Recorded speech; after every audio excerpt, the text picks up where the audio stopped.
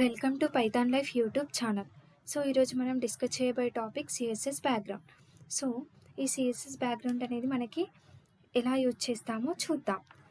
So first ఇక్కడ CSS background property is used to define the background effects on the element. There are 5 CSS background properties that affects the HTML element. So first of all మనకి ఇక్కడ ఈ background property అనేది ఎందుకు use అవుతుంది? Background అంటే HTML పేజ్లో background side మనకి colour ఇవ్వాలి అంటే మనం మెయిన్గా ఈ బ్యాక్గ్రౌండ్ ప్రాపర్టీస్ని యూజ్ చేస్తాం.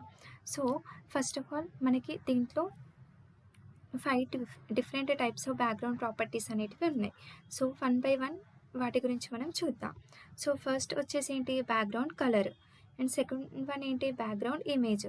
అండ్ థర్డ్ వన్ ఏంటి? Background repeat. And fourth one ఏంటి? Background attachment. And fifth one ఏంటి? Background position. సో ఫస్ట్ ఇక్కడ మనం బ్యాక్గ్రౌండ్ కలర్ గురించి చూద్దాం. So first one CSS background colour. So ఈ బ్యాక్గ్రౌండ్ కలర్ అనేది మనకి ఎందుకు యూజ్ అవుతుంది? The background colour property is used to specify the background colour of the element.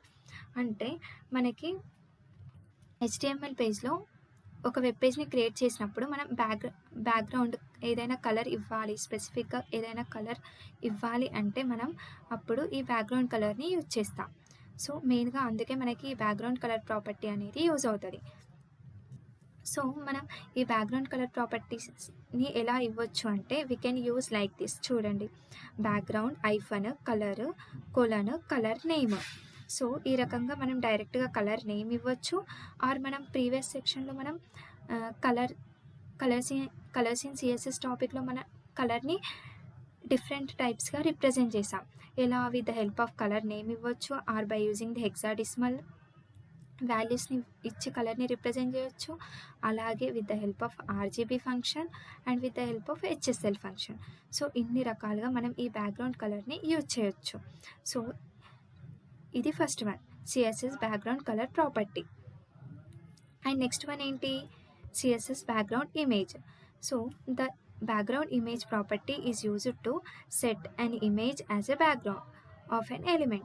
By default, the image covers the entire element. You can set the background image for a page like this. అంటే ఇక్కడ ఏమన్నారు? బ్యాక్గ్రౌండ్లో మనం back side ఎలా అయితే మనం కలర్ని add చేస్తున్నామో సో అలానే మనము ఒక వెబ్ పేజ్లో మనం బ్యాక్గ్రౌండ్ ఇమేజ్ని యాడ్ చేయాలి అని అంటే మనం అలాంటప్పుడు ఈ బ్యాక్గ్రౌండ్ ఇమేజ్ ప్రాపర్టీని యూజ్ చేస్తాం. సో ఈ బ్యాక్గ్రౌండ్ ఇమేజ్ ప్రాపర్టీని ఎలా యూజ్ చేయొచ్చు అంటే బ్యాక్గ్రౌండ్ ఐఫన్ ఇమేజ్ కోలన్ యూఆర్ఎల్ని యూజ్ చేయాలి. ఎందుకు అనంటే మనం ఇక్కడ ఈ ఇన్విటెడ్ కామర్స్లో ఇమేజ్ యొక్క లొకేషన్ని ఇక్కడ మనం పేస్ట్ చేయాల్సి ఉంటుంది. సో అప్పుడు మనకి బ్యాక్గ్రౌండ్ ఇమేజ్ అనేది యాడ్ అవుతుంది. So that is nothing but A CSS background image property. So once మనం క్లియర్గా అర్థం అవ్వడానికి ఎగ్జిక్యూట్ చేసి చూద్దాం ఒకసారి. సో నోట్ ప్యాడ్లో మనం ఆల్రెడీ ఇక్కడ HTML ట్యాగ్ ఉంది. అండ్ ఇక్కడ ఏంటి? Next one head. ఈ హెడ్ సెక్షన్లో మనం స్టైల్ ట్యాగ్ని యూజ్ చేసి బాడీలో మనము ఏం రాసాం? బ్యాక్గ్రౌండ్ ఐఫన్ కలర్ కొలన్ వైట్. అంటే బ్యాక్గ్రౌండ్ కలర్ ఏమి ఇచ్చాం? వైట్ అని ఇచ్చాం. అండ్ కలర్ అంటే మామూలుగా ఫాంట్ కలర్ ఏమని ఇచ్చాం? బ్లాక్ అని ఇచ్చాం. అండ్ సెమీకోలాన్. నెక్స్ట్ ప్రాపర్టీ ఏం యూజ్ చేసాం? Background image. సో బ్యాక్గ్రౌండ్ ఇమేజ్ని యాడ్ చేయాలి అంటే మనకి ఎలా చేయొచ్చు? Background hyphen image colon URL. So ఈ URLలో మనము ఇమేజ్ యొక్క లొకేషన్ని మనం ఇక్కడ కాపీ చేసి పేస్ట్ చేయాలి. సో అలాంటప్పుడు మనకి బ్యాక్గ్రౌండ్ ఇమేజ్ అనేది యాడ్ అవుతుంది. సో ఇదంతా కూడా మనం స్టైల్లో రాసాం. ఆల్రెడీ ఇది బ్యాక్గ్రౌండ్ కలర్ అనేది మనం ప్రీవియస్ సెక్షన్లో ఆల్రెడీ నేర్చుకున్నాం. సో అందుకని ఇప్పుడు డైరెక్ట్గా రెండు కలిపి ఒకేసారి చేస్తున్నా, బ్యాక్గ్రౌండ్ ఐఫన్ ఇమేజ్. సో అందుకే ఇక్కడ ఇమేజ్ని డైరెక్ట్గా యాడ్ చేసాం. ఇమేజ్ కొలన్ URL. మనం ఇక్కడ ఆ ఇమేజ్ యొక్క లొకేషన్ని మనం ఇక్కడ పేస్ట్ చేయాలి. ఆ తర్వాత next close the style tag and close the head section. So మనకి ఈ హెడ్ సెక్షన్లో మనం ఆల్రెడీ రాసేసాం.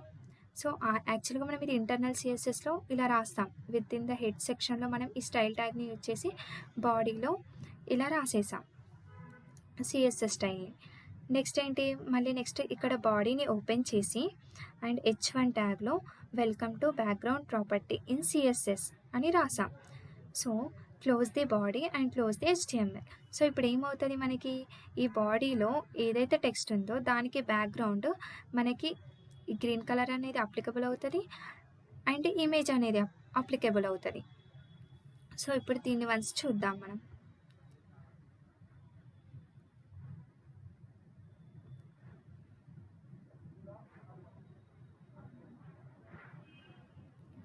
సో చూడండి, మనకి బ్యాక్గ్రౌండ్ ఇమేజ్ అనేది యాడ్ అయ్యింది. సో ఈ ఇమేజ్ అనేది మల్టిపుల్ టైమ్స్ రిపీటెడ్గా వచ్చింది మనకి.